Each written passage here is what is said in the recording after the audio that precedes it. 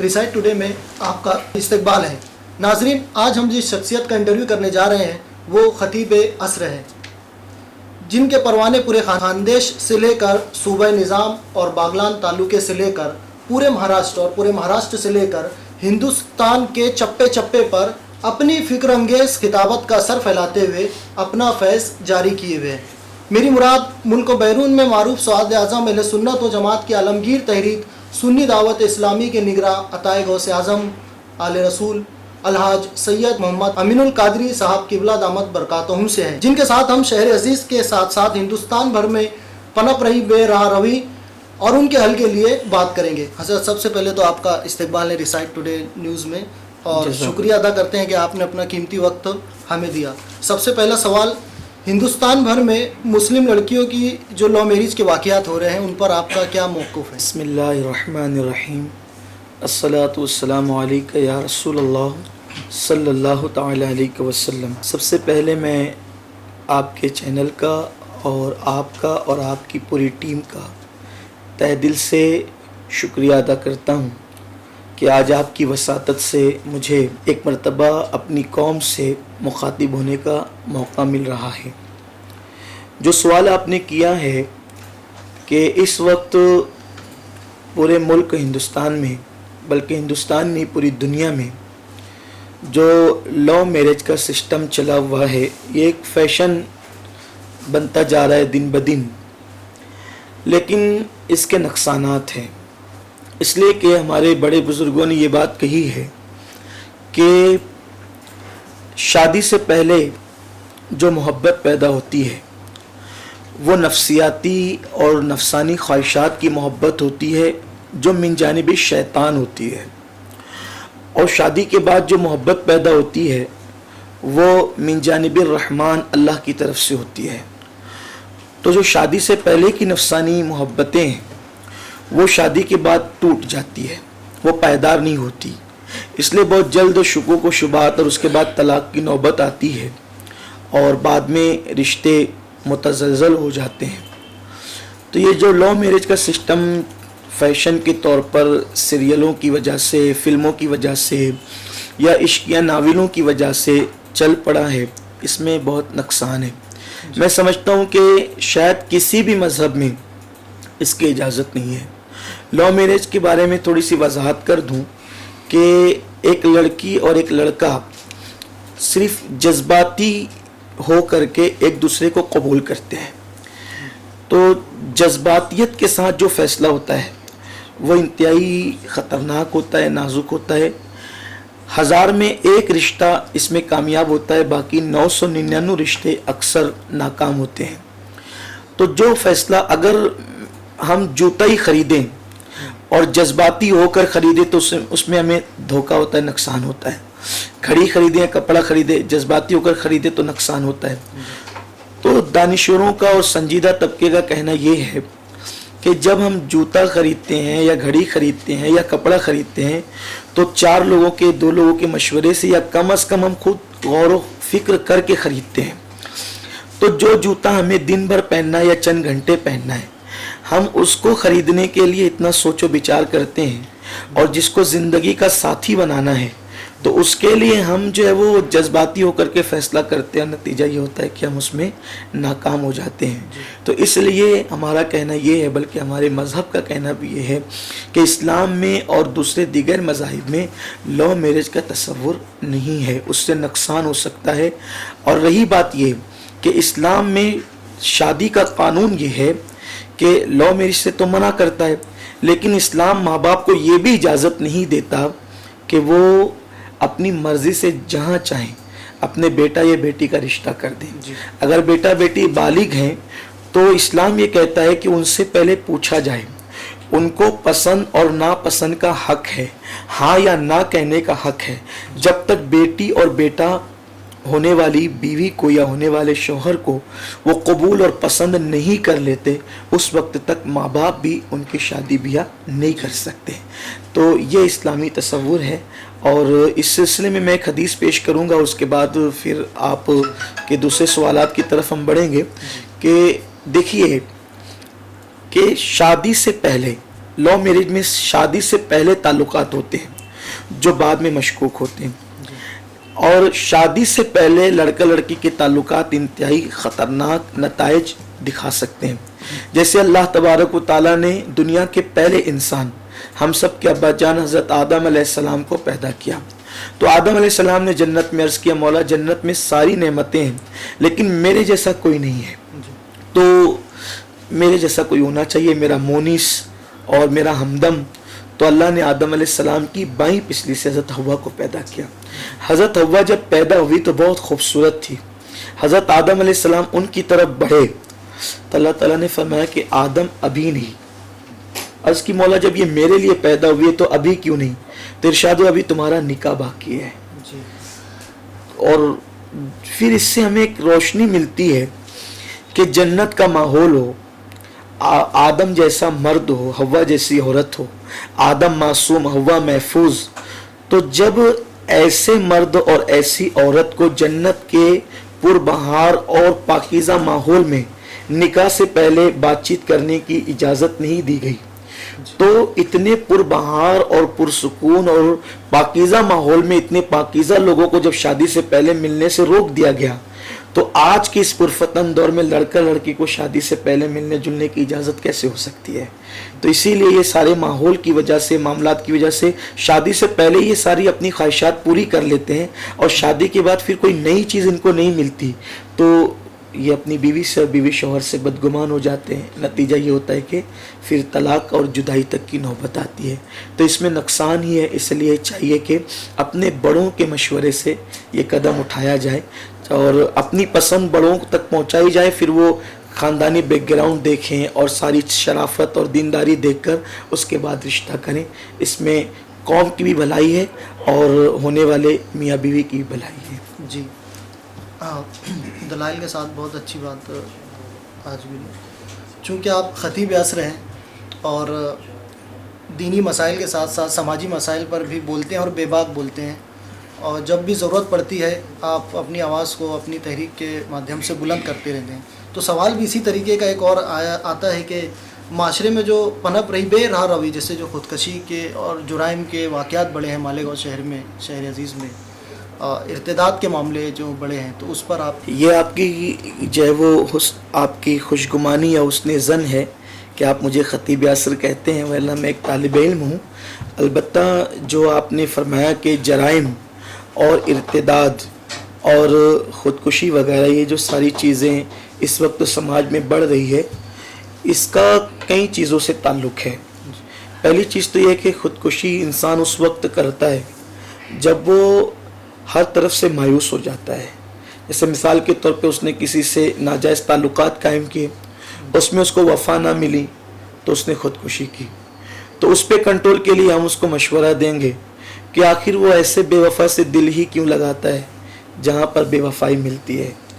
काश कि वो ऐसे वफ़ा से दिल लगाता जहाँ वफ़ा भी वफ़ा की कस्में खाती है, यानी अल्लाह के रसूल सल्लल्लाहु अलैहि वसल्लम की ज़ात है जहाँ से बेवफ़ाई का तसव्वुर ही नहीं किया जा सकता। वो रसूल अपनी उम्मत को अपनी जान से ज़्यादा चाहते हैं, तो दिल अगर लगाना है तो वहीं लगाना चाहिए।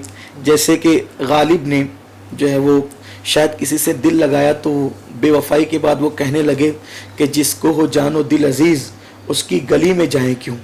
लेकिन एक आशिक रसूल ने हुजूर से दिल लगाया तो वो कहते हैं कि फिर के गली गली तबाह ठोकरें सबकी खाएं क्यों, दिल को जो अक्ल दे खुदा तेरी गली से जाएं क्यों।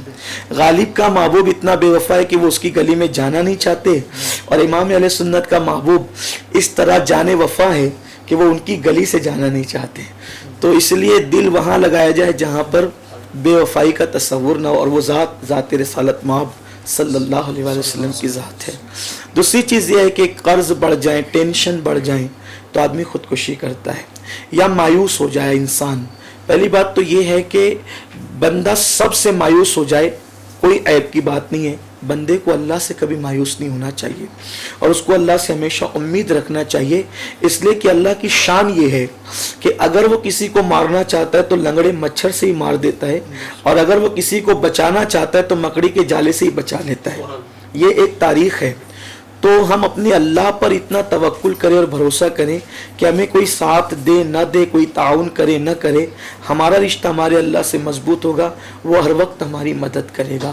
اور بندے کی مدد اللہ تبارک و تعالیٰ اس وقت تک کرتا رہتا ہے جب تک وہ اللہ کے بندوں کی مدد کرتا رہتا ہے۔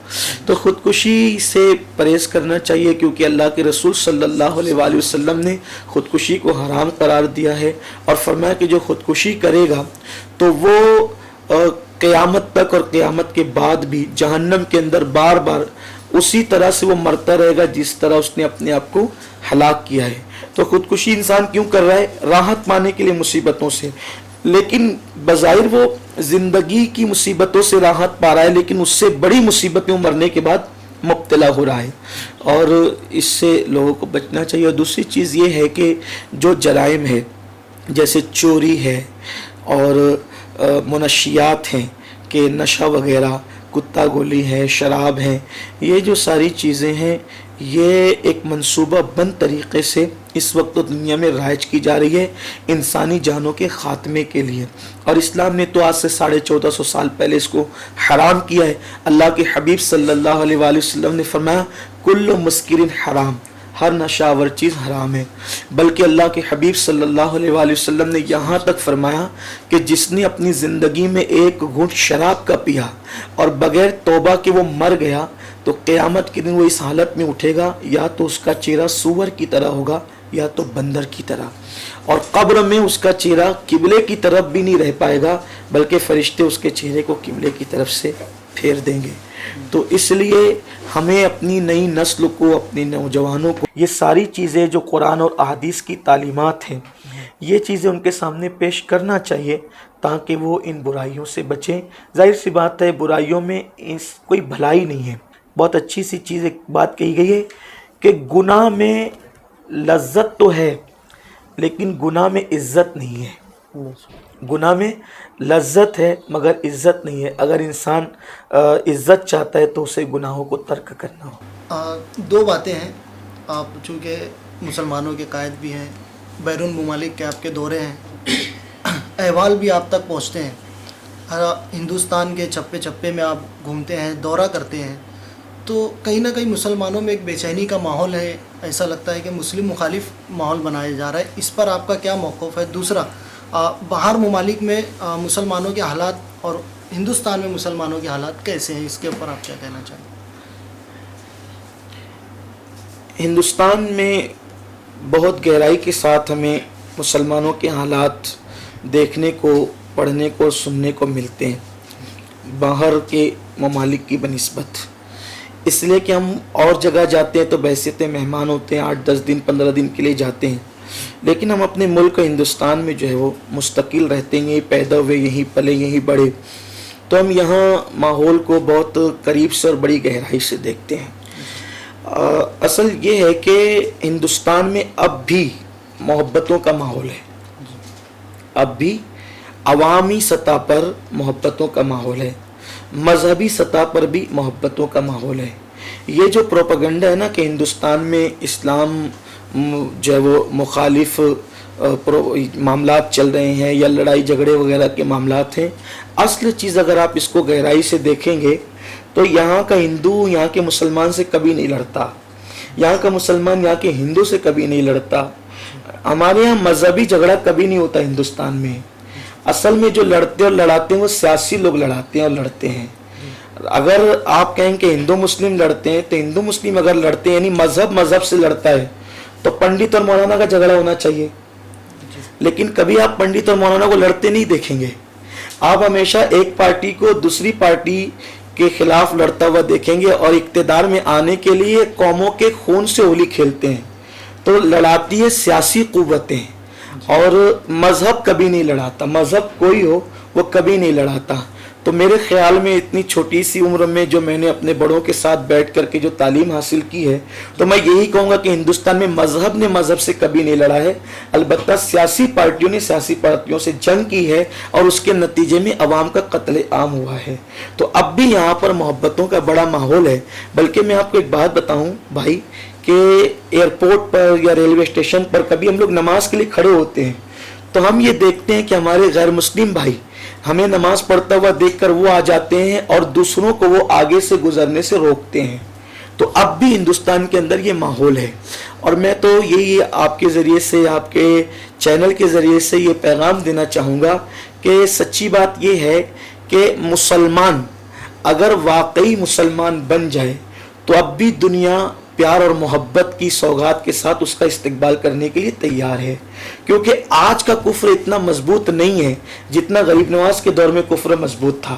غریب نواز اکیلے تھے، کروڑوں کی تعداد میں کافر تھے، لیکن آپ دیکھیں کہ غریب نواز کو رضی اللہ تعالیٰ عنہ جب آپ تشریف لائے تو آپ نے جو محبت کا پیغام دوسروں کو دیا تو محبتوں کے آگے وہ ڈھیر ہو گئے اور اسلام قبول کرنے کے لیے تیار ہو گئے.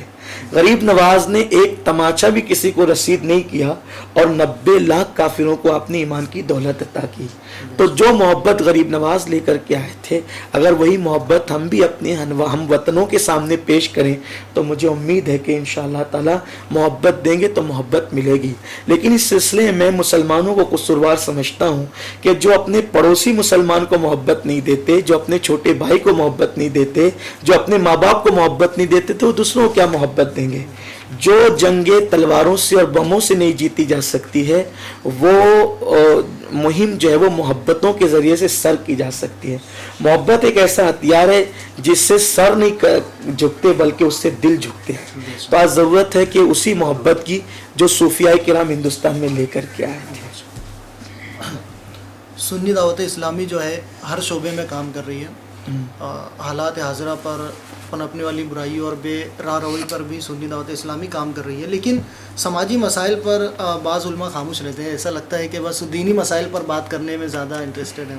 جی، تو ان کے بارے میں آپ کیا کہنا چاہیں؟ ہاں، یہ آپ نے جو ہے وہ بڑا چپتا ہوا سوال کیا ہے، لیکن پہلے میں آپ کے سوال کی تھوڑی وضاحت کرنا چاہتا ہوں. بات یہ ہے کہ ہر ٹوپی پہننے والے کو اور ہر داڑھی رکھنے والے کو لوگ علماء کہنے لگتے ہیں، عالم کہنے لگتے ہیں. ٹھیک ہے، داڑھی ٹوپی والے کو عالم کہنا ایک الگ بات ہے اور واقعتاً عالم ہونا ایک الگ بات ہے. تو ہر داڑھی ٹوپی والے کو آپ عالم کہہ دیتے ہیں، مولانا کہہ دیتے ہیں، اور آپ اس سے وہ توقعات وابستہ کر لیتے ہیں یا ہماری قوم وہ توقعات وابستہ کر لیتی ہے جو ایک عالم سے ہوتی ہے. عالم کسے کہتے ہیں؟ قرآن کہتا ہے انما یخشی اللہ من عبادہ العلماء، کہ بے شک اللہ کے بندوں میں اللہ سے سب سے زیادہ ڈرنے والے علماء ہیں. تو عالم کی تعریف قرآن نے خود بیان کر دی کہ وہ بندہ عالم ہے قرآن کی نظر میں، اللہ کی نگاہ میں، اسلام کی نگاہ میں، جو اللہ سے ڈرنے والا ہے اور اپنے علم پہ عمل کرنے والا ہے. تو ایسے علماء جن کو علم کے ساتھ اللہ کی خشیت ملی ہے وہ ہر مسئلے پر بے باک بولتے ہیں، کیونکہ جو رب سے ڈرتا ہے وہ کسی سے نہیں ڈرتا، اور جب وہ کسی سے نہیں ڈرتا تو وہ بے باک تبصرے بھی کرتا ہے. دیکھیے، جن لوگوں نے مدرسے میں تعلیم حاصل کی ہے اور ان کے پاس خشیت ربانی نہیں ہے، ہم ان کو پڑھا لکھا تو کہیں گے لیکن عالم نہیں کہیں گے. جیسے وکیل ایک ڈگری لیتا ہے، وہ پڑھا لکھا ہے لیکن عالم نہیں ہے. ڈاکٹر، اس کے پاس ڈگری ہے، پڑھا لکھا ہے لیکن عالم نہیں ہے. ایسی مدرسے میں کسی نے پڑھ لیا ہے، ڈگری تو مل گئی ہے، لیکن اگر اللہ کی خشیت نہیں ہے تو وہ عالم نہیں ہے. اور اس کے پاس اگر اللہ کی خشیت ہوگی اور قوم کو وہ جب بھی مصیبت میں دیکھے گا، جب بھی وہ قوم کو سسکتا ہوا دیکھے گا، تو وہ ہر مسئلے پر اسی طرح میدان میں نکل آئے گا جیسے امام حسین میدان میں نکل کر کے آئے تھے. تو یہ عالم ربانی کی پہچان ہے. تو جو واقعتاً عالم ہے وہ ہر مسئلے پر بول رہے ہیں اور بے باکی کے ساتھ بول رہے ہیں. اور جن داڑھی ٹوپی والوں کو لوگوں نے غلطی سے مولانا کہنا شروع کر دیا ہے، ظاہر سی بات ہے انہیں تو بولنے کا کوئی حق ہی نہیں ہے. تعلیم یافتہ نوجوانوں کے لیے کیا پیغام ہے؟ تعلیم یافتہ نوجوانوں کے لیے میرا پیغام یہ ہے کہ آج کل ہمارا تعلیم یافتہ طبقہ جو ہے، جب وہ کچھ پڑھ لیتا ہے اللہ ماشاءاللہ زیادہ تر، تو وہ اپنے آپ کو بہت اعلیٰ درجے کا سمجھنے لگتا ہے، اعلیٰ طبقے کا، اور جس کو کہتے ہیں نا وہ احساس برتری کا شکار ہو جاتا ہے. اب احساس برتری کا شکار ہو کر کے وہ کہتا ہے کہ یہ ہونا چاہیے اور یہ کرنا چاہیے، لیکن خود وہ کچھ کرتا نہیں ہے. ہونا یہ چاہیے کہ اگر آپ تعلیم یافتہ ہیں تو قوم میں جو جاہل لوگ ہیں یا قوم میں جو کم پڑھے لکھے لوگ ہیں، ناخواندہ لوگ ہیں، آپ ان کو اٹھانے کی کوشش کیجیے. علم کی جو شمع اللہ تعالیٰ نے آپ کے سینے میں روشن کر دی ہے، آپ اس کو ہر ایک کے سینے میں روشن کرنے کی کوشش کریں. اور تعلیم کے ذریعے سے دیکھیے آج ہی نہیں بلکہ ہر دور میں تعلیم کی بہت بڑی ضرورت ہے. نماز کا حکم آنے سے پہلے، روزے کا حکم آنے سے پہلے، بلکہ اللہ اکبر تمام احکامات کے آنے سے پہلے سب سے پہلی بات جو اللہ کی طرف سے کہی گئی اپنے محبوب کو، اقرا، پڑھیے. تو ہمارے یہاں پڑھنے اور پڑھانے کی بڑی اہمیت ہے. اللہ کے حبیب صلی اللہ علیہ وآلہ وسلم فرماتے ہیں خیرکم من تعلم القرآن وعلمہ، تم میں سب سے بہتر وہ ہے جو قرآن خود سیکھے اور دوسروں کو سکھائے. اور قرآن ہی کے اندر سارے علوم موجود ہیں اور قرآن ہی سے سارے علوم کے سوتے پھوٹتے ہیں. تو جو تعلیم یافتہ طبقہ ہے ان کو چاہیے کہ وہ اپنی قوم کے ساتھ گھل مل کر رہے اور ان کی سوچ، ان کی فکر کو بدلنے کی کوشش کرے اور ان کو بھی تعلیم یافتہ بنانے کی کوشش کرے. مسلمانوں کو چاہیے کہ کم کھائیں، کم پہنیں، کم اخراجات کریں اور اپنی اولاد کو اعلیٰ سے اعلیٰ تعلیم دلانے کی کوشش کرے، اور یہ فکر تعلیم یافتہ طبقہ ہی دے سکتا ہے. اللہ کے رسول صلی اللہ علیہ وسلم نے جب نبوت کا اعلان کیا تو چند لوگ عرب میں لکھنا پڑھنا جانتے تھے، لیکن آقا کریم صلی اللہ علیہ وسلم نے اتنی محنت کی ان کے درمیان معلم کائنات نے کہ جب حضور نے پردہ فرمایا تو کم و بیش 1,24,000 لوگوں کے ہاتھوں میں قلم تھا اور وہ لکھنا پڑھنا جانتے تھے. یہ 23 سال کی قلیل مدت میں حضور علیہ السلام نے انقلاب برپا فرمایا تھا. تو تعلیم یافتہ طبقے سے میری گزارش یہی ہے کہ اگر وہ خود پڑھ کر اپنے آپ کو اعلیٰ سمجھتے ہیں تو کسی جاہل قوم کا اگر کوئی بندہ پڑھ لکھ کر کے اپنے آپ کو اعلیٰ سمجھے تو وہ اعلیٰ نہیں کہلائے گا، کیونکہ جب بھی اس کا تعارف ہوگا تو یہ ہوگا کہ یہ جاہل قوم کا پڑھا لکھا ہے. اس کا تعارف جب بھی ہوگا تو یہ کہ یہ کسی جاہل قوم کا پڑھا لکھا ہے. اس کو چاہیے کہ وہ پڑھ کر کے پوری قوم کو پڑھائے تاکہ یہ کہا جائے کہ یہ اس قوم سے تعلق رکھتا ہے جس کی پوری قوم پڑھی لکھی ہے. مہرارہ مطہرہ کا پیغام بھی ہے کہ آدھی روٹی کھائیں گے. ہمارے مرشدوں کا پیغام ہے آدھی روٹی کھائیں گے، بچوں کو پڑھائیں گے. اور آپ کو خلافت بھی جی الحمدللہ تعالی. یہ اس بارگاہ کا کرم ہے کہ میں اس قابل نہ تھا، لیکن حضور سیدی سرکار امین ملت نے جو ہے وہ اپنے کرم سے نوازا. یہ ان کی ذرہ نوازیاں ہیں. اللہ جن بزرگوں نے بھی مجھے نوازا ہے، حضور شیخ الاسلام سید مدنی میاں صاحب اور حضور تاج الشریعہ کے برادر اصغر حضرت علامہ منان رضا خان صاحب منانی میاں صاحب اور بھی جن بزرگوں نے مجھے خلافت و اجازت سے نوازا ہے. دعا کرتا ہوں کہ اللہ رب العزت ان سب کو عمر خضر عطا فرمائے اور صحت و سلامتی عطا فرمائے. کیونکہ آپ نے جو ہے اس نعرے کے مطابق جو ہے دینی تعلیم کے ساتھ ساتھ عصری تعلیم کا بھی انتظام جی سنی دعوت اسلامی کے زیر انصرام میرا انگلش میڈیم اسکول کے ذریعے کیا، اور SDI نے کافی کام جو ہے شہر میں کیے. شاید اسی کے چلتے آپ کو اللہ پاک نے عزتوں سے نوازا ہے الحمدللہ. اور جب ہم نے آپ کے بارے میں اور تھوڑا جانا، ریسرچ کی، تو کہا کہ سید صاحب وہ چیز ہے کہ اسپرنگ ہے کہ ان کو جتنا دبایا جاتا ہے اللہ پاک ان کو اتنی بلندی جو ہے عطا فرماتے ہیں. اصل میں ایسا ہے کہ وہ اسلام کی فطرت میں اللہ نے لچک دی ہے. جتنا ہی دباؤ گے اتنا ہی ابھرے گا. تو چونکہ ہم لوگ اسلام سے وابستہ ہے تو، اور یہ حضور غوث پاک رضی اللہ تعالیٰ کا خصوصی کرم ہے، ان کی عنایتیں ہیں میرے مرشد کی کہ اللہ تبارک و تعالیٰ نواز رہا ہے، اس کا کرم ہے. اس میں ہماری کوئی خوبی نہیں ہے، یہ ان کا کرم ہے. میری طلب بھی انہی کے کرم کا صدقہ ہے. قدم یہ اٹھتے نہیں، یہ اٹھائے جاتے ہیں. ہمارے نئے ناظرین کے لیے سنی دعوت اسلامی کا مشن کیا ہے، ویژن کیا ہے، مستقبل کے عزائم کیا ہیں؟ دعوت اسلامی جو ہے یہ 1990 اور 91 کے درمیان ممبئی میں وجود میں آئی، اور اسی دن سے روز اول سے اس کے قائد اور امیر ہمارے استاذ گرامی جنہوں نے ہمیں بہت کچھ سکھایا اور آج بھی وہ سکھاتے ہیں، عطائے حضور مفتی اعظم حضرت علامہ محمد شاکر علی نوری صاحب قبلہ امیر سنی دعوت اسلامی، وہ شروع دن سے یہ چیز لے کر کے چلے ہیں کہ ہمیں ایک نکاتی پروگرام پر محنت کرنا ہے، وہ ہے احیاء عشق رسول، یعنی ہر بندے کے دل میں محبت رسول پیدا کرنا. جب کسی بندے کے دل میں عشق رسول پیدا ہوگا تو وہ خود ہی نمازی بنے گا اور سنتوں کا پابند بنے گا، شریعت کا پابند بنے گا. یعنی حضور سے قریب ہوگا نا تو وہ سارے دین سے قریب ہوگا، کیونکہ حضور ہی دین ہے.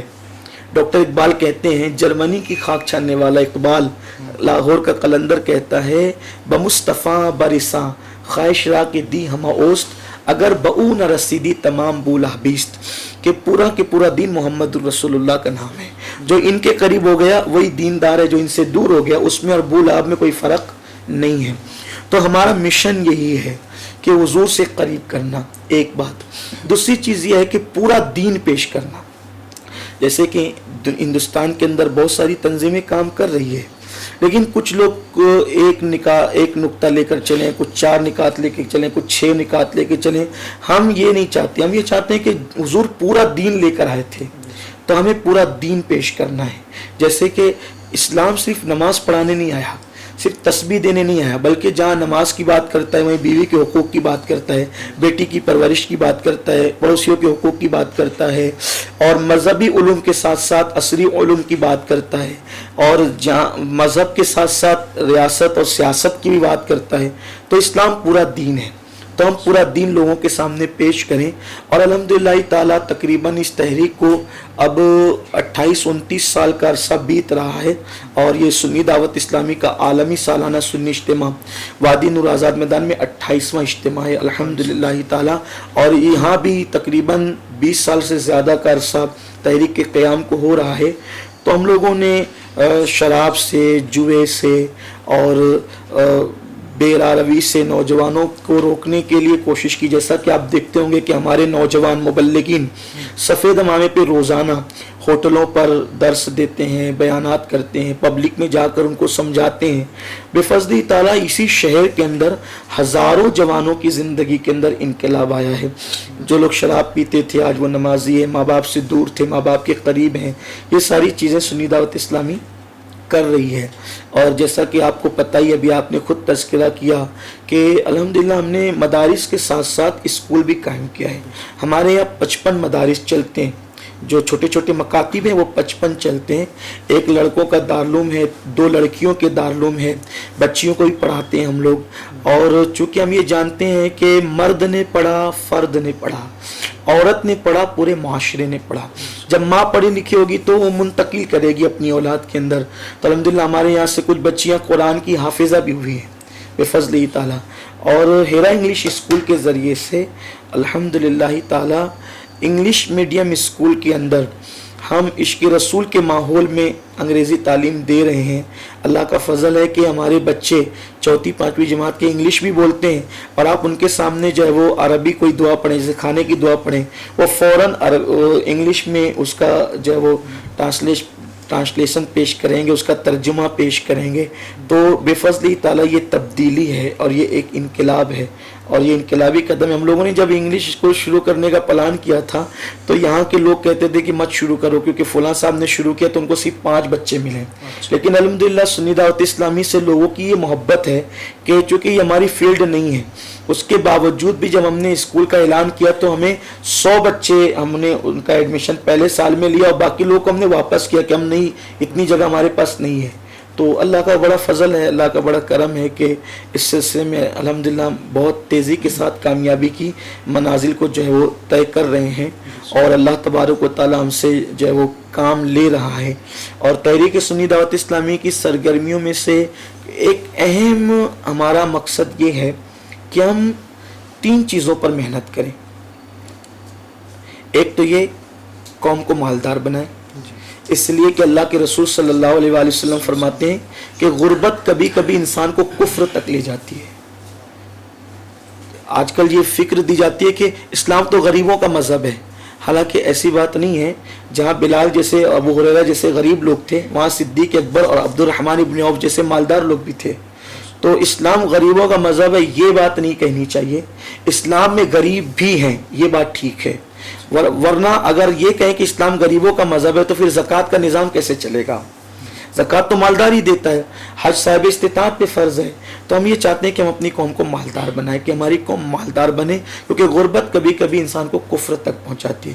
دوسری چیز ہم یہ چاہتے ہیں کہ ہمارے معاشرے کا ہر فرد پڑھے، کیونکہ ایجوکیشن جب انسان کے پاس آتا ہے تو اس میں اچھے برے کی تمیز پیدا ہوتی ہے. ہم نوکری کے لیے نہیں پڑھتے، ہم اس لیے پڑھتے ہیں کہ ہمارے اللہ کا اور ہمارے رسول کا حکم ہے پڑھنے کے لیے، اس لیے ہم پڑھتے ہیں. تو ہم پوری قوم کو جو ہے وہ ایجوکیشن دینا چاہتے ہیں. اور تیسری چیز، مالدار ہوگا اور ایجوکیشن پاس میں ہوگا، اور اس کے پاس اگر دینداری نہیں ہوگی تو عیاش اور آوارہ ہوگا. کیونکہ آپ دیکھتے ہیں کہ ایجوکیٹڈ تو ہیں لیکن ڈاکٹر ہو کر بھی کڈنی بیچ رہا ہے، اور سلائن لگانے کی بجائے اس میں کچھ اور ملا رہا ہے، چیٹنگ کر رہا ہے. کیوں ہے؟ ایجوکیٹڈ تو ہے وہ لیکن اس کے پاس دین نہیں ہے، اور مالدار ہے لیکن زنا کے اڈے پہ جا رہا ہے، مال دولت ہے لیکن دین نہیں ہے. تو اس لیے وہ اگر ایجوکیشن ہوگا اور دولت ہوگی لیکن دین نہیں ہوگا نا تو پھر وہ غلط راستے پہ جائے گا.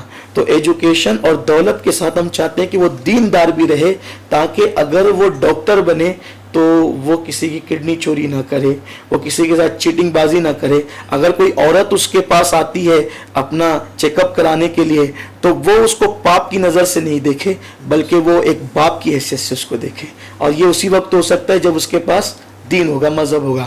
اور جب اس کے پاس دولت ہوگی اور دین ہوگا اس کے پاس تو پھر وہ نمرود اور فرعون نہیں بنے گا بلکہ اس کی دولت دولت عثمانی ہوگی انشاءاللہ تعالیٰ. تو ہم یہ 3 چیزیں چاہتے ہیں، دولت ہو، ایجوکیشن ہو، لیکن دینداری کے ساتھ ہو. آنے والے 9, 10, 11 نومبر کو ممبئی میں وادی نور آزاد میدان میں اجتماع ہے، تو اس کی ضرورت اور افادیت پر روشنی ڈالیں. دیکھیے جو تقریر ہے، یہ 28واں اجتماع ہے. جی ہاں، یہ 28واں اجتماع ہے. تقریر ایک ایسا فن ہے یا تقریر ایک ایسی چیز ہے، واعظ و نصیحت، جو کم و بیش ہر نبی نے کیا ہے. جتنے بھی انبیاء کرام تشریف لائے انہوں نے واعظ کے ذریعے سے لوگوں کو سمجھایا، زندگیوں میں انقلاب پیدا کیا. تو اجتماع اسی لیے کیا جاتا ہے کہ 2 دن تک کے لوگوں کو بلا کر ان کو بٹھائیں اور ان کو سکھائیں اور ان کی ذہنی تربیت کریں. گھنٹے 2 گھنٹے کے جلسے میں تقریر تو ہو سکتی ہے لیکن تربیت نہیں ہوتی. اور الحمدللہ جو اپنا اجتماع ہوتا ہے وہ سنیچر کی فجر سے شروع ہوتا ہے مردوں کا اور اتوار کی عشاء تک مسلسل چلتا رہتا ہے. تو اس میں تہجد بھی پڑھائی جاتی ہے، تہجد بھی پڑھانے کا طریقہ سکھایا جاتا ہے، اشراق ہے، چاشت ہے، یہ نمازیں، پھر مسواک، سونے کا طریقہ، اور اس کے بعد جو ہے وہ دیگر جو ضروریات زندگی کے مسائل اور سنتیں وہ ساری چیزیں سکھائی جاتی ہے. تو لوگوں کی تربیت ہوتی ہے. تو 2 دن ہم ایک ایسی تربیت کا ماحول بناتے ہیں کہ لوگ گھر جا کر کے اس رنگ میں رنگ جائیں. اور ایک دن جمعہ کے دن جمعہ کی نماز کے بعد سے لے کر عشاء تک کے خالص عورتوں کے لیے ہوتا ہے. اور یہ سنت رسول اللہ کے حبیب صلی اللہ علیہ وآلہ وسلم نے، چونکہ عورتیں نصف امت ہے تو ان کے لیے حضور نے ایک دن مخصوص کیا تھا تعلیم کے لیے. تو سنت کے مطابق ہمارے یہاں بھی ایک دن مخصوص ہوتا ہے اور اس میں ہمارے علماء جو دنیا بھر سے آتے ہیں، مشائخ، وہ تقریریں کرتے ہیں. ایک الگ الگ عنوانات سب کو دے دیے جاتے ہیں جو ضرورت کے مطابق. جیسے مثال کے طور پہ اس سال فروغ تعلیم، اسی طرح مسلمانوں کا کردار، اسی طرح سے صحابہ کی قربانیاں، امام حسن پاک کا عرس ہے تو سیرت امام حسن، اخلاق حسنہ، خشیت ربانی، عشق رسول، سنتوں کی اہمیت و افادیت، اس طرح کے عناوین پر، اور گناہوں سے نفرت، یہ ساری فکر آخرت، اس طرح کے عناوین پر، اور عالمی سطح پہ جو حالات اس وقت چل رہے ہیں ان کو بھی ہم ٹچ کرتے ہیں. یعنی ہم وہ لوگ نہیں ہیں کہ زمین کے اندر کی اور آسمان کے اوپر کی بات کریں، کیونکہ زمین کے اندر اور آسمان کے اوپر کی بات ٹھیک ہے لیکن جو ریئلٹی ہے، گراؤنڈ ریئلٹی جس کو کہتے ہیں، زمینی حقائق، جب تک اس پر بات نہیں ہوگی ہم اپنی قوم کو کبھی ترقی پر نہیں لے جا سکتے. ہم نے زمین کے اندر بعد میں جانا ہے، پہلے زمین کے اوپر کے مسائل کو ہم نے دیکھنا ہے. کیونکہ زمین کے اوپر کے مسائل کو دیکھیں گے تو زمین کے اندر کے مسائل خود بخود حل ہو جائیں گے. جیسا کہ قرآن نے کہا، ربنا آتنا فی الدنیا حسنہ وفی الآخرۃ حسنہ. قرآن نے پہلے اچھی دنیا کی بات کی ہے کیونکہ جب دنیا اچھی ہوگی تو آخرت اچھی ہوگی. تو یہ ایک انداز کے ساتھ اجتماع ہوتا ہے اور الحمدللہ تعالی ہزاروں کی تعداد میں لوگوں کے دلوں کے اندر انقلاب آ رہا ہے. لاکھوں مسلمان جمع ہوتے ہیں، بہت امن کے ساتھ جمع ہوتے ہیں، بہت امن کے ساتھ لوٹتے ہیں اور لوگوں کی زندگیوں میں انقلاب آتا ہے. خود مالیگاؤں میں ہزاروں لوگ ایسے ہیں جو اجتماع میں گئے اور بدل کر کے آئے. ماشاءاللہ میں آپ لوگوں کو بھی دعوت دیتا ہوں کہ آپ لوگ بھی جو ہے وہ اپنی پوری ٹیم کے ساتھ اجتماع میں آئیں، ایک مرتبہ اجتماع کو دیکھیں، اس کی برکتیں انشاءاللہ اللہ آپ کو ہم سب کو نصیب فرمائے گا.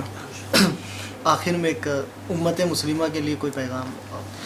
ہاں دیکھیے، ہم آپ کے اس چینل کے ذریعے سے پوری امت کو ایک پیغام دینا چاہتے ہیں. وہ پیغام یہ ہے کہ محبت کریں، ایک دوسرے سے محبت کریں، اس لیے کہ جب بھی محبت اور نفرت کی جنگ ہوئی ہے تو جیت ہمیشہ محبت کی ہوئی ہے. نفرت کبھی نہیں جیت سکی، جیتا محبت نے ہے. یہ سلگتی ہوئی دنیا کے اندر اس وقت سب سے مہنگی چیز اگر کوئی ہے تو وہ محبت ہے. اور محبت کریں, چونکہ ہم صوفیہ کے اولیاء اللہ کے ماننے والے لوگ ہیں. ہمارے آقا علیہ السلام نے بھی محبت کا پیغام دیا, صحابہ نے بھی, اہل بیت نے بھی, صوفیہ نے بھی محبت کا پیغام دیا. بابا فرید الدین گنج شکر فرماتے ہیں کہ کانٹے کے مقابلے میں کبھی کانٹے نہ بچھاؤ ورنہ پوری زمین کانٹوں سے بھر جائے گی. خواجہ نصر الدین چراغ دہلوی فرماتے ہیں کہ ہم وہ اللہ والے لوگ ہیں, ہمارے سامنے کینچی کی بات مت کرو بلکہ سوئی دھاگے کی بات کرو, کیونکہ کینچی ایک کو دو کر دیتی ہے اور سوئی دھاگا دو کو ایک کر دیتا ہے. کام نہیں کرنا چاہیے, یعنی محبت دی جائے تو محبت کے ذریعے سے ہم لوگوں کو سمیٹ سکتے ہیں. ایک پیغام میرا یہ ہے. دوسرا پیغام یہ ہے کہ ہم تعلیم پر بہت زور دیں, بہت تعلیم کو جتنا عام کر سکتے ہیں اتنا عام کریں. اپنے بچوں کو پڑھائیں, محلے والوں کو پڑھائیں, ارد گرد والوں کو پڑھائیں اور تعلیم پر بہت زیادہ زور دیں. اور تیسری چیز یہ ہے کہ جو لوگ گرے ہوئے ہیں ان کو اٹھانے کی کوشش کریں, یعنی ذات کی ترقی کی بجائے قوم کی ترقی کا سوچیں, کیونکہ اللہ کے رسول صلی اللہ علیہ وآلہ وسلم نے ارشاد فرمایا کہ جس نے صبح اس حال میں کی کہ اس نے میری امت کی ترقی اور کامیابی کا کوئی منصوبہ نہیں بنایا وہ ہم میں سے ہے ہی نہیں. یہ اور چوتھی چیز یہ ہے کہ کوشش یہ کی جائے کہ پاک دامن اور پارسا بنے, اپنے ظاہر پر دین کو نافذ کرنے کے ساتھ ساتھ اپنے باطن میں بھی دین کو نافذ کریں. کیونکہ آج یہ دیکھنے میں آ رہا ہے کہ ظاہر میں تو دین ہے, داڑھی کی تراش خراش اچھی ہے, ٹوپی اچھی ہے, کرتا پاجامہ اچھا ہے, لیکن اندر کچھ ہے ہی نہیں, تو یہ اندر خالی ہو گیا ہے. اور اللہ کے رسول صلی اللہ علیہ وآلہ وسلم فرماتے ہیں التقوی ہاں ہونا, تقوی یہاں ہے. تو اندر کو بھی دین سے رنگے, جب اندر دین سے رنگ لیا جائے گا تو باہر بہت نمائش کرنے کی ضرورت پیش نہیں آئے گی. یہ ایک چھوٹا سا پیغام تھا جو میں نے اپنی دانست کے مطابق قوم کے سامنے پیش کیا. امید ہے کہ اللہ تعالی ہم کو, ہماری قوم کو اس پر عمل کرنے کی توفیق عطا فرمائے اور اللہ رب العزت ہم سب کا حامی و ناصر ہو. اللہ تعالی ہم سب سے وہ کام لے جس سے اللہ اس کے رسول راضی ہو جائیں.